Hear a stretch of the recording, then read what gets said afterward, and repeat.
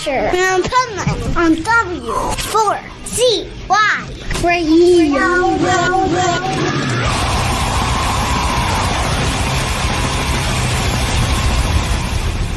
Wake up, America! It's time for the Adventures of Pipeman on W4CY.com, West Palm Beach's #1 internet radio station. Here's your host, the Pipeman. You must accept defeat with grace and dignity. In the soil of your grave, breathe it deep. Only chaos will remain, removal certainty. This is the Pipeman here on the Adventures of Pipeman W4CY Radio. I'm really excited about our next guest because when I saw one of my favorite publicists send over an email, I'm like, yes, I will definitely interview them because they're just badass. And so let's welcome to this show, OJ from Byzantine. How are you? I'm great, man. How are you, Dean?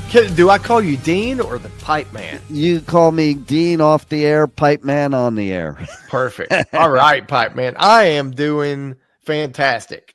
I love it. I love it. And I have to say, too, it's funny. You know, I probably shouldn't say this because I own radio stations, but man, I've been hearing Jose and them play your music on Sirius XM so much lately. And believe it or not, that's kind of how I found out about you, was from Sirius XM, which is kind of funny considering I own a radio station, but yeah. They were just playing you so much. And I love Jose anyway. We're friends. And, yeah, you know, he's great at bringing great artists of metal into the world. Like, I come from a time where if it played on the radio, I didn't want to listen to it type of thing, you know, yeah. But you guys have this new music. It's killer. It has, what I love about it, has so many elements to it. Like nowadays I find a lot of metal bands, they have this formula, and it was never like that back in the day. And you're like old school because I hear thrash in there. I hear progressive. I hear, you know, death. I hear black metal. I hear all in the music. And so tell us a little bit about how that creativity has happened to create the sound that is Byzantine. Well, we're definitely a blender of different types of heavy metal. You know, we've been doing this thing with Byzantine for 25 years. And when we started, we were in our late 20s, early 30s. So we were already older seasoned cats at that point. But when we formed Byzantine, I made sure that all the members were very eclectic and songwriters of their own right. So we always brought in different elements and mashed it together to form the Byzantine sound. I feel like today we might lose a lot of the one-trick listeners who like their metal either this or that. We're going to lose them because we're coming from all different angles, and we've always been that way. When we first started, everyone said we sounded like a mash of Testament, Pantera, Meshuggah, and Opeth. I could definitely see all that. And I'll even throw in there, I heard a little Dave Lombardo in one of your songs. Yes. So since, over the last 25 years, we've just added and added more of our influences, because then we got to a point where we were like, I don't give a fuck. I want to have a section that sounds like Whitesnake. Let's do it.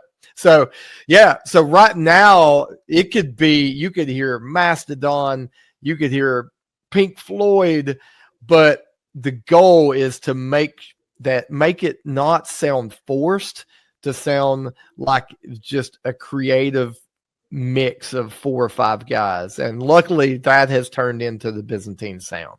And I think that's cool about a lot of bands nowadays that do have, like you said, it's a blender. Like when all the different band members bring something different to the table. Because again, to me, that goes to old school, like Slayer. Okay. So Dave and Jeff were punks. Yeah, and Kerry was a metalhead, and Tom didn't even know what metal was till Slayer, so you're right. And then you just create this sound that nobody else can copy, you know? Right.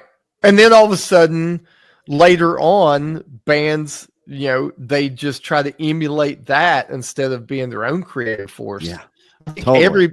every band that has really good musicians could come up with their own unique organic sound, but it's really fucking hard. And sometimes it takes years.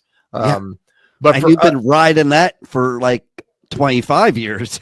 25 years. Yeah. We knew, Pipeman, right from our debut, we knew we wanted to sound different and be eclectic. And we also knew it might take us a longer time to break through by doing that. But if we was like, let's just stick the course. The music is the most important part of this. The live show, the merch, everything else comes secondary. You know, maybe it might take 30 years before we break through, but you know, we do have our own sound and it's fun. All our OG fans, they would get mad at us if we started becoming formulaic. They would get mad. So I don't blame them. I would too. Yeah. You know, and then, you know, for the first time ever, you're a 5-piece. Tell me how that happened. Cause you know, that takes like a change of philosophy sometimes. Yeah, completely. It changes every way you look at the band, all the way down to like lodging, how you're going to get to shows, managing more, you know, you add another wife into the fold. Yeah. So, you know, for 25 years, I have been the front man, the Mustaine, the Hetfield. I've played guitar and sang, but I've always felt like I've held the band back to some extent because I'm an okay singer and I'm an okay guitar player. But when I do them both together, I feel like I'm not even okay. And I've always thought if I could just sing or just play guitar, maybe it would make the band better. So the opportunity arose to ask back in our original guitar player, Tony Rohrbough. He was on the first 4 albums, and he was very instrumental in developing the Byzantine sound. A lot of it comes from him. So we asked him to come back, and we retained the guy who took his job. So now both of them are in the band, which is very unique. Normally you bring the old guy back, you kick the new guy out. Right. Yeah. I'm like married to my new wife, but now banging my old wife at the same time. so you're like polyamorous now. Yes. I'm loving it. So, and the funny thing is that Hendo, our guitar player now, and Tony, they're great friends. That's so good. It just made sense. And now I get to like connect with the crowd, point at people, drink a beer if I want, you know. So, right. Yeah, we're going to give it a whirl. June 6th in Brooklyn is our first show where we get to play as a 5-piece. So I'm excited. I'm excited to see what happens. So, and it's interesting you said Mustaine and Hetfield because like I was at, their first show ever. Like Dave Mustaine came out and handed me his business card. It said Metallica Power Metal Dave Mustaine because there was no such thing as thrash yet. Whoa. So they were considered power metal. That's awesome. What's interesting is that when Megadeth formed, and this comes from Dan Spitz, who's a really good friend of mine. He told me, he's like, Mustaine was like, how do I sing? Yeah. And that's how he developed that sound. Cause Dan was like, just talk, talk, sing. And that's what Dave does. And then Hetfield, he was the front man, but he wasn't the front man he is today. Like he was like really shy back in the day. So he wasn't that out front man. Right. And at one point, okay, I have a trivia question for you. Okay. At one point, what drastic change was James looking to do that kind of correlates with what you were talking about, singing and playing guitar at the same time? He wanted to bring in John Bush from Armored Saint. I am so impressed. Like Yeah. that's Thank you. that you came right off the bat with that. Usually my trivia questions, a lot of artists will get it and they love that because it's like, but how many people would really know about John Bush? Cheers, brother. Oh my God, that's so great. And then, you know, and then James wanted to focus on the guitar. And as somebody too that I played drums, I played guitar, I sang thrash metal, I sucked at all three. But I couldn't ever imagine singing and playing guitar at the same time. To me, it's like rubbing your head and belly at the same, or whatever we used to do when we were kids, you know? Yeah. Like, it would be so hard to me to focus on one or the other. It's like, it's extremely difficult. And you know, as you well know, you've listened to our band, you know that our music isn't 4 on the 4 floor. There's different time changes. There's Meshuggah style polyrhythms. So there's a lot of times where I'm singing in a different time signature than I'm playing, and that it's extremely difficult. Yeah. So, sometimes I mess around at practice and I'll try to have conversations while we're playing with our other guys, and they'll be like, "Don't talk to me, I'll mess up," you know. But you know, I just think that maybe I could be a better frontman and have a better live show experience if I can just connect with the crowd. So we're going to give it a whirl, but that does not mean that I won't ever put the guitar on. We might do a 3 guitar thing. I could see that too. Yeah. From your latest single, I could see 3 guitars in that. Like that gave me like a Dream Theater vibe. Yeah. We always have harmonies and some cleans and ethereal stuff going on. So I might pull the guitar out and be able to play that stuff live where before it would have been removed, you know? Yeah, totally. So, yeah, we'll try it. So what was that one moment in time in your life where it just hit you like a brick wall that this is what I need to do for the next 25 years or however long? To be honest, when it came to metal, I was in junior high and I spent the night with a friend of mine who had a broken down bus in the back of his yard, and he would go back there and smoke weed. And I went back there to smoke cigarettes with him, and he had a Walkman and played me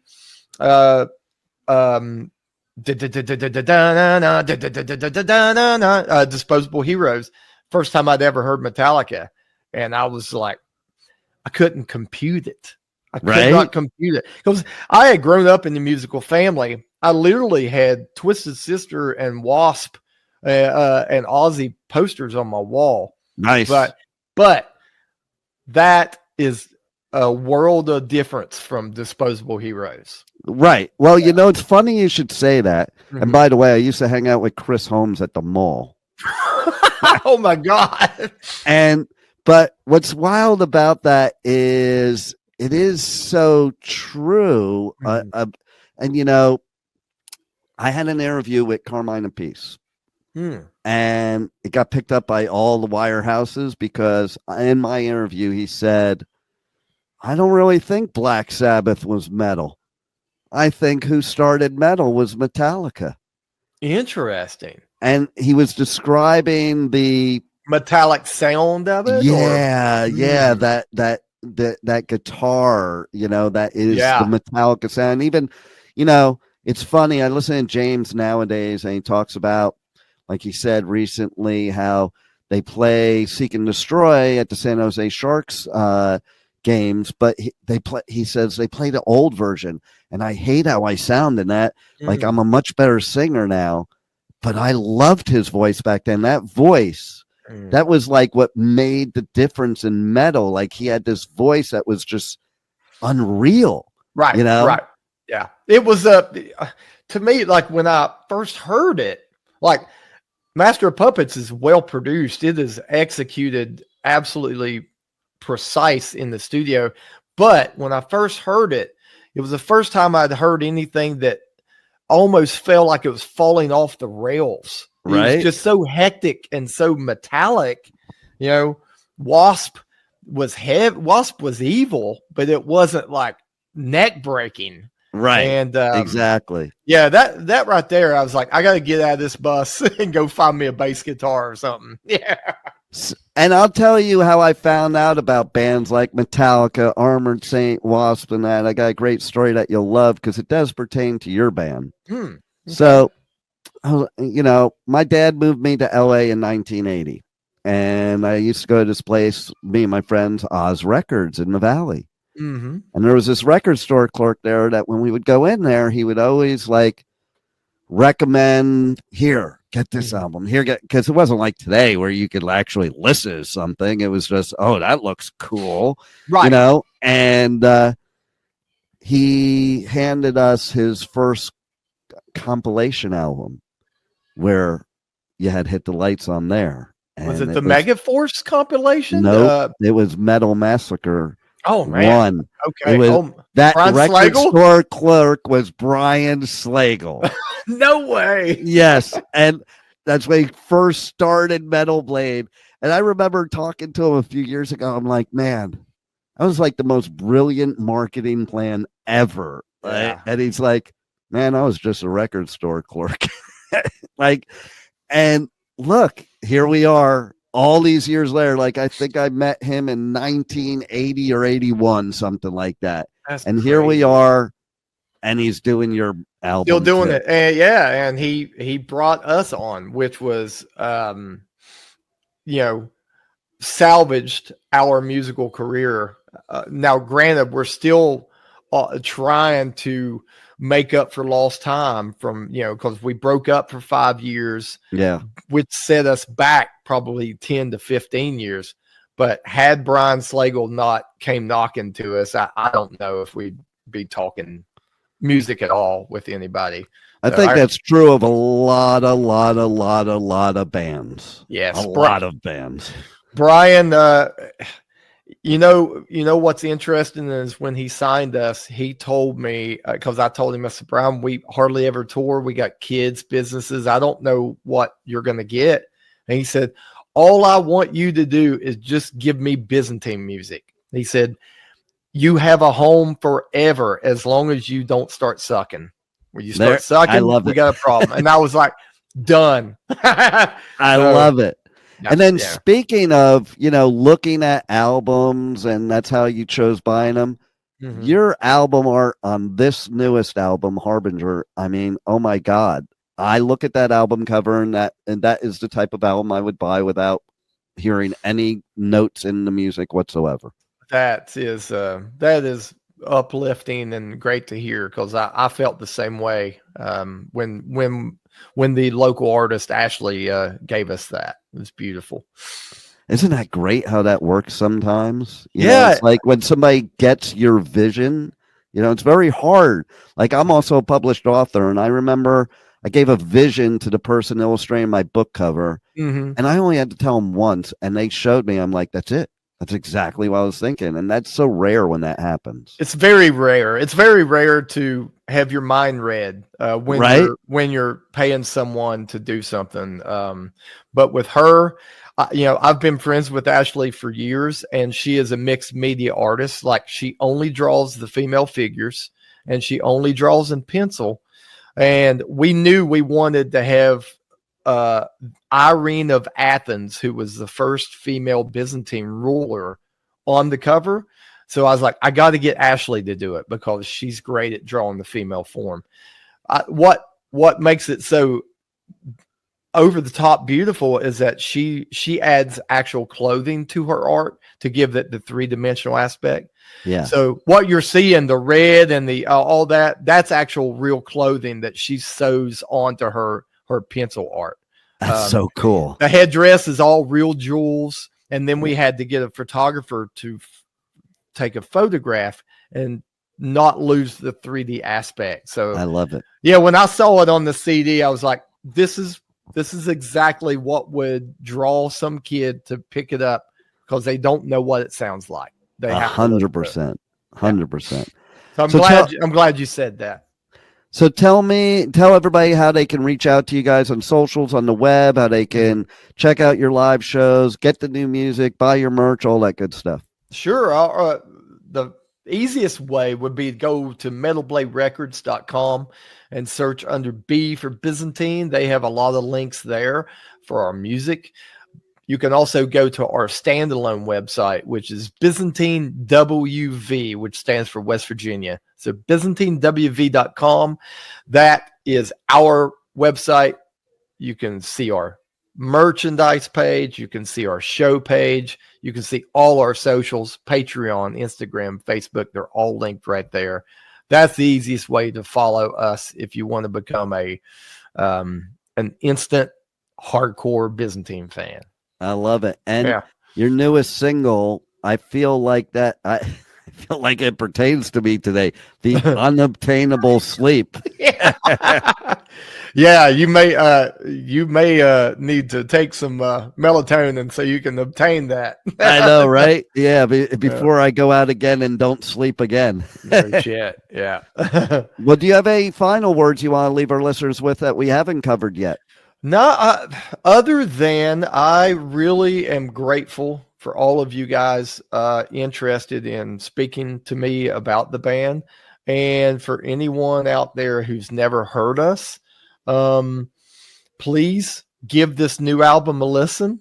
All our albums I am happy with, but this one I am particularly enamored with, because it's been 8 years since we've released an album, and a lot of times 8 years removed, you write something that's, not good, or you lose it. I feel like we still have a lot of gas left in our tank 25 years in.